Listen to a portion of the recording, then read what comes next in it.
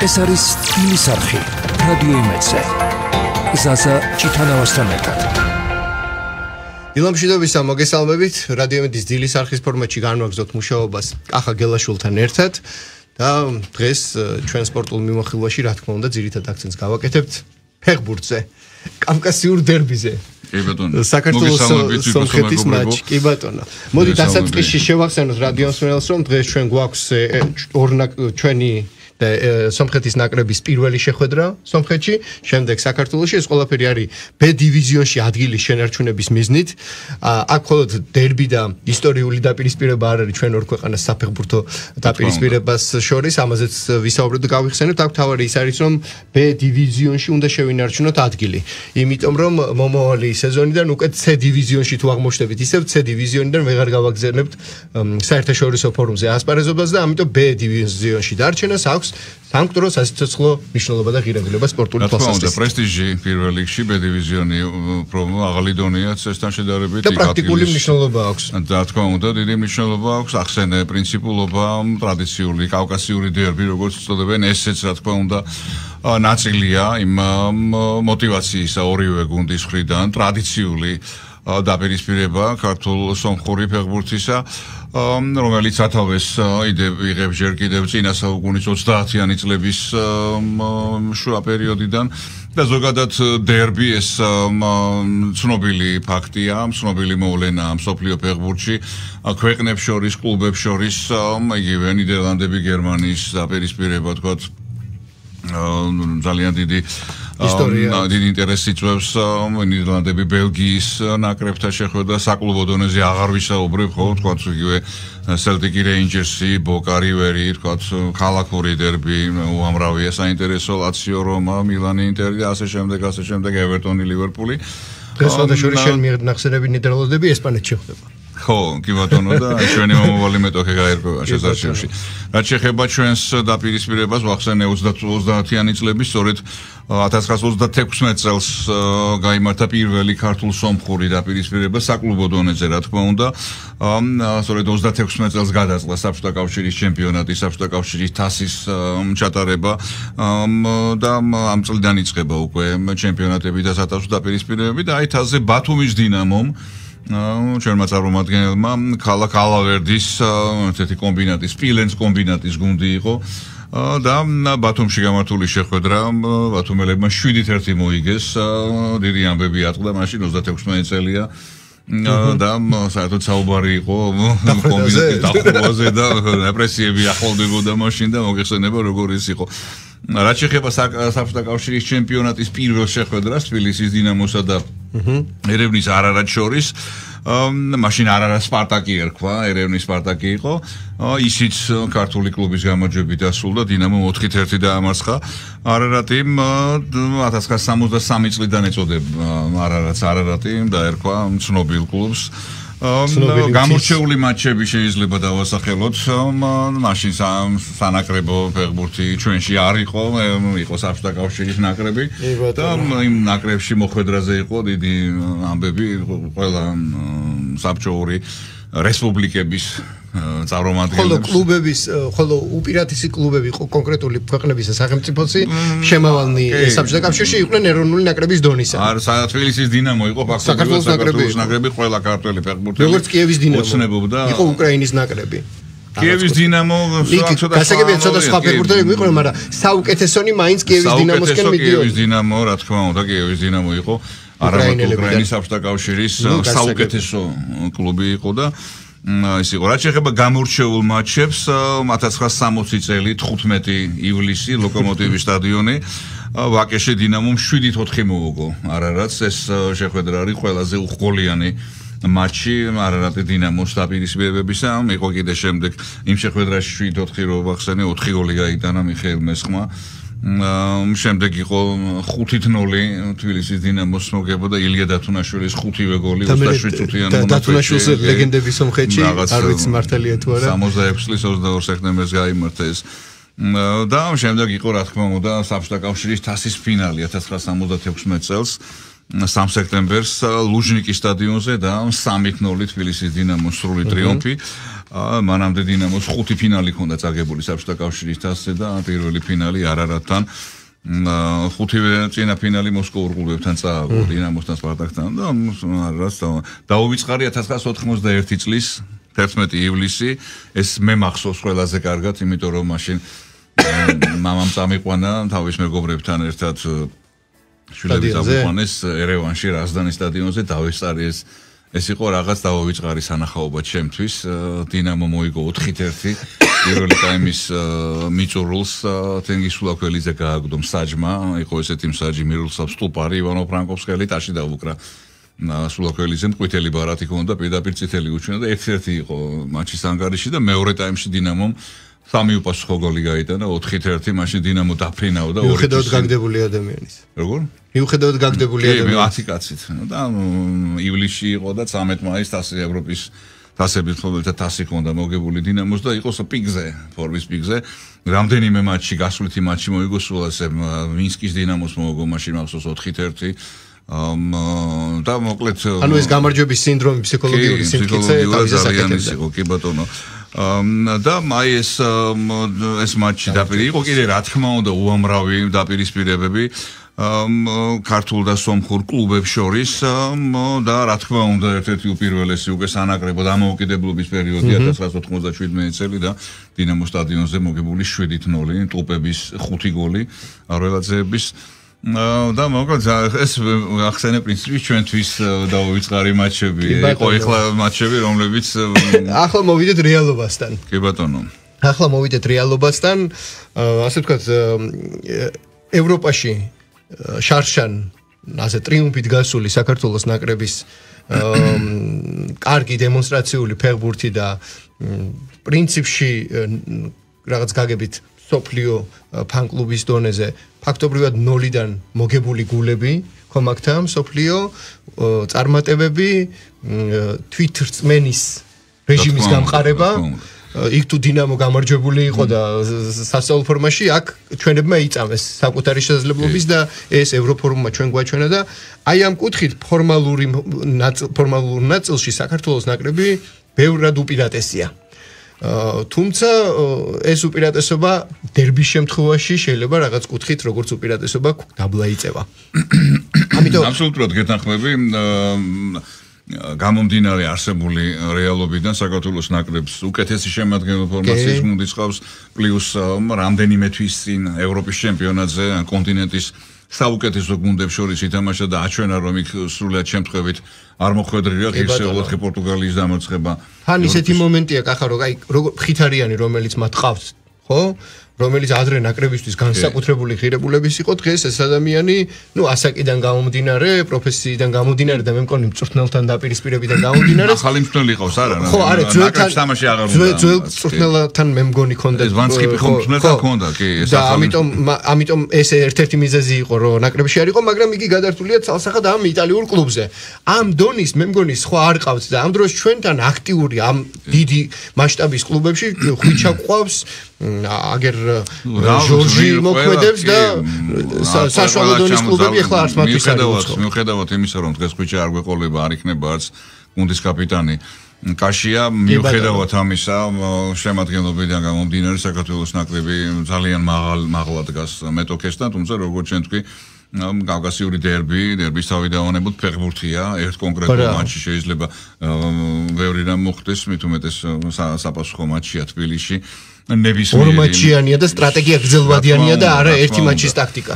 კი, ასე რომ დღეს მე ვთვლი, არა იმიტომ რომ ვთქვათ, ჩემმა გუნდმა მინდა მოიგოს და ობიექტური რეალობა ეს გვაჩვენებს კიდეც საერთაშორისო ცნობილი საბუკმეიკერი კონტორების მიერ მინიჭებული ფსონები ნაკრებებისთვის საქართველოს ნაკრებს შედარებით დაბალი, მაინც მაღალი 1.9, მაქსიმუმი 2, მაშინაც სომხების მოგებაზე მაღალია გაცილებით 4.9, 3.9. ეს არ არის რა თქმა უნდა, ეს არ ნიშნავს რომ უეჭველი ნაკრები მოიგებს საქართველოს ნაკრები, მაგრამ ფავორიტია გამოკვეთილი და იმედია ამ სტატუსს ჩვენი ნაკრები გაამართლებს. ახსენე შენ მხიტარიანი, რომელიც ალბათ დამოუკიდებელი სომხური ფეხბურთის ისტორიაში უბრალოდ საუკეთესო ფეხბურთელია, ყველა სადაც ითამაშა ევროპულ კლუბ დორტმუნდის ბორუსიიდან დაწყებული თქვა იქ რა ვიცი მანჩესტერ იუნაიტედი აგერ ინტერი, მილანის ინტერი და არსად არ ყოფილა სათადარიგო ფეხბურთელი ყველგან იყო შეიცადის და ესეთი უაზროვნე კარგად ფეხბურთელი ძალიან. მაშინ როდესაც ჩვენ აი ამ დამოუკიდებლობის პერიოდში ყვავდნენ ხითარიანზე ნაკლები კი არა გაცილებით უკეთესი ფეხბურთელები. ტრადიცია და არაერთი კი ბატონო, დღევანდელი საერთოდ ეს არის გვირგვინი ამ დაახლოებით 30 წლიანი ასე ვთქვათ გამონათებებისა და შემდეგ ისევ ჩავარდნებისა ყვავდნენ ჩვენ შემსრულებლები შეიძლება უფრო უკეთესი შემსრულებლები ვიდრე დღეს ყვავს თუმცა ის ვთქვათ ბევრი ფაქტორი რომელიც ეპოქასთანაც იყო დაკავშირებული მომზადებულები დღეს აღზრდის წესი ფიზიკური და ფსიქოლოგიური დასრულებული გარემო და ყველაფერი ერთად რა თქმა უნდა ან ამაში აბსოლუტურად გასახმები რომ ჩვენ არ ქონია ეპოქები როდესაც ტალანტი არ ყოლია ეს ტალანტი მე რამდენად გაბრწყინებულა და რამდენად გამოუყენებია სუბიექტური თუ ობიექტური მიზეზების გამო გამოუყენებია ან ვერ გამოუყენებია შესაძლებლობა და გასულა მაღალ შედეგებზე ეს ცალკე საკითხია მაგრამ ტალანტების კუთხით ჩავარდნა არ ქონია არ ქონია ნამდვილად, მაგრამ დღევანდელობა ეს უკვე ტალანტებია, რომლებიც რეალიზებას დადიან. აი ეს ყველას რეალიზებას. მე სულ მახსენდება, კახა ბრაზილიელებისა და არგენტინელების, ხო? ხასიათი. ეს სამხრეთული ხასიათი არის და ეს ექსპრესია არის. საოცარი ტექნიკა. ხო, ბრაზილიას კიდე სხვა ტიპის, არგენტინაში სხვა და ჩვენ ტექნიკის დეფიციტი არასდროს არ ქონია. საბჭოთა ბრაზილიელებს. ჩვენ გვახსოვს ბრაზილიელებთან მესხის შეხვედრა და იმ ფანდებით თავბრურად დაახია, ხო? მაგრამ საუბარი მიყვავს საით, რომ იქ იმდენად ტოტალ დიდი ქვეყანა ბრაზილია, ხო, საერთოდ რა ზომის ქვეყანაა და ხო, იქაც შეიძლება εν რაოდენობით ტალანტი წამოიწია, ვერ განვითარდა. ტევესი მახსოვს, ტევესი ასე შრამიანი ტიპი გახსოვს ხო? ბრიტანეთში რო ჩავიდა, მთელი ამბები იყო მისგან მეცაც მოელოდნენ, მაგრამ აი ეს არის ალბათ ერთ-ერთი ყველაზე მნიშვნელოვანი თანამედროვე ფეხბურთში. ერთია ტექნიკა გაქვს, ნიჭი გაქვს, მაგრამ მისი გრძელვადიანად სტაბილურად რეალიზება არის დასავლური ქვეყნების ის კულტურა, რომელიც დასავლეთის ფეხბურთელებს თუნდაც საშუალო დონისას და არა ისეთი ტექნიკის მქონეს, როგორც სხვა ფეხბურთელს, აძლევს რომ სტაბილურად იყოს. მიხდი ხო ისი თქვა მიგე ჩვენი პრობლემა იყო ეს წლების განმავლობაში. დასავლეთი უფრო ევროპელები ევროპას გულისხმობ. იგულისხმება რა თქმა უნდა ევრო არის ესეთი ტერმინი. ევროპის საფეხბურთო ევროპული საქმისადმი მიდგომათ როგორ არის. კი, ნუ პრაგმატიზმი. კი, იქ არის ის ბავშვი პატარაობიდან მოყოლებული. ნუ აი მაგას ვამბობ ერთიანდება ყველაფერი აღზრდის კულტურა ზედმეტად არ დატვირთავს იციან როდის მეტი, როდის ნაკლები. ეს ყველაფერი ბევრ ფაქტორთან არის დაკავშირებული, ხო? მე მქონდა ადრე მესაუბრე ჩვენს ერთ-ერთ ძალიან საყვარელ ფეხბურთელს, ცნობილ ფეხბურთელს, ერთმანეთს ხონოს მამუკა ფანცულაიას, როდესაც ოლიმპში მუშაობდა მამუკა და ვისაუბრეთ რაღაც და აი ესეთი რაღაც მითხრა რომ პოლონეთი, ჯერ პოლონეთი რა იყო მით უმეტეს მაშინ, ეხლა ინგლისთან და თქვა ესპანეთთან, იტალიასთან და პოლონეთშიც კი პატარა ნოჩ ფეხბურთელები რომ იწყებენ უკვე გუნდი რო ყალიბდება, ყველა ფეხბურთელს, ყველა ბავშვს აქვს თავისი თქვათ ის კარადა, იქ ტუმბო, სადაც სპეციალური სამედიცინო შემოწმების გავლის შემდეგ აი რომელი ტიპის ვიტამინის სჭირდება და იქ წვენები მისი პროფილური ხო და აქ ბავშვიო ჩვენთანო არიანო მაჩვენა კიდევაც ვარჯიში ვიდეოდა გაქანებული აი ეს უნიჭიერესი ბავშვები არიანო მაგრამ აი ძალიან ამ ორსო ძალიან უჭირთ მშობლებსო ბავშვი რო აქედან გადისო და თქვათ იქ უბრალოდ რაღაც ხო, ნუ კალორიების არ შეცვალ, საჭმელს შეჭამს უბრალოდ იმისთვის რომ კუჭი რაღაცა მესმის პოლონეთში არა ვიტამინი, არა ის. უმეტეს ეხლა რა დონეზე იქნებოდა ეს. აი ეს ჩვენი დღევანდელი თაობა ფეხბურთელების 99% ასე თუ არა ლეგიონერები არიან უცხოეთში თამაშობენ და იქაური და არც ერთ გუნდში უმრავლესობა მეორე ხარისხოვანი ფეხბურთელი არ არის, ხო? მე თუმეტეს თავდასხმა ყავს აგერ მიხაუდაძის მაგალითი იგივე ბუდუ ზივზივაძე თქვათ კიდე იშვილი რომელიც კაპიტანი იქნება დღეს ზურიკოში ზურიკო საერთოდ გუნდი ძალიან კარგი ყავს რაც შეეხება რომ დაუბრუნდეთ სომხურ ფეხბურთს გამომდინარე იქიდან რომ ახსენე მხიდარიანი სომხური ფეხბურთის ზეობის პერიოდად მიიჩნევა 70-იანი წლები 70-იანი წლების დასაწყისი 73 წელს მივიდა ამ გუნდში ერევნის არარატში ნიკიტა სიმონიანი საბჭოური ფეხბურთის ლეგენდა სოხუმში ისწავლა შოთა ლომინაძესთან პირველი მსმენელი იყო ფეხბურთის თამაში და ყოველთვის აღნიშნავდა ხოლმე რომ მეც სოხუმისში ავიდგი ფეხი როგორც ფეხბურთელმა აკეთიკი და მოსკოვის სპარტაკის ლეგენდა დღემდე გატანილი გოლების რაოდენობით და იყო საბჭოთა კავშირის ნაკრების წევრი და მოკლედ არარატში მივიდა და არარატი გახადა ჩემპიონი პირველივე წელს 73 წელს ოქროს დუბლი შეასრულა საბჭოთა კავშირის თასიც მოიგო და შემდეგ ჩემპიონთა თასზეც გავიდა არარატი და თასზე ითამაშა მეოთხედ ფინალამდე მივიდა და დამარცხდა მომავალ გამარჯვებულ მიუნხენის ბაიერთან ბეკენბაუერის რუმენიკის და მომავალი იმ წელს მსოფლიო ჩემპიონი გახდა გერმანია აი ამ გუნდთან წააგო ღირსეულად 0-2 მიუნხენში და 1-0 რაზდანზე 1-0-ს უკვე მატჩის პირველ 30 წუთი თუ 35 წუთი იყო და ქონდა შანსი რომ ებრძოლა მოგებისთვის. აი ესეთი გუნდი ყავდა. თუმცა შემდეგ ყველაფერი უკან მოგაწავიდა და მანამდე იყო კიდე 71 წელს ოლიმპიური ნაკრების ხერხემალი იყო ერევნის არარატის საბჭოთა კავშირის ნაკრების ხერხემალი არარატის ლიდერები თამაშობდნენ და ერთ-ერთ შესარჩევში ოლიმპიურ შესარჩევში ამ საბჭოთა კავშირის ნაკრებმა საფრანგეთის ნაკრებს მოუგო 5-1 პირველი ტაიმი 4-0 იყო და 4-ვე გოლი სომხებმა გაიტანეს ზანაზარიანმა იშტოიანმა გვახსოვს იშტოიანი ხო მიმინოდან კი იშტოიანა აი ეს იშტოიანი ლეგენდა იყო და არკადი ანდრეასიანი ყავდათ კიდე მაშინ ლეგენდა იმან დუბლი შეასრულა აი ესეთი გუნდი იყო და ესეთი ტრადიციების მაშინ ძალიან უჭირდა თბილისის დინამოს იმ პერიოდის არარატთან თამაში და იყო ხა მე უფროსებისგან ვიცი რომ ეს რა არის ესო დასაწყისიაო აი მე დაიწყე მე ყავდათ ხორენ ოგანესიანი ლეგენდა ასევე სომხური ფეხბურთის რომელმაც 82 წლის ჩემპიონატზე ქართველებთან ერთად ითამაშა და ძალიან ახლო ურთიერთობა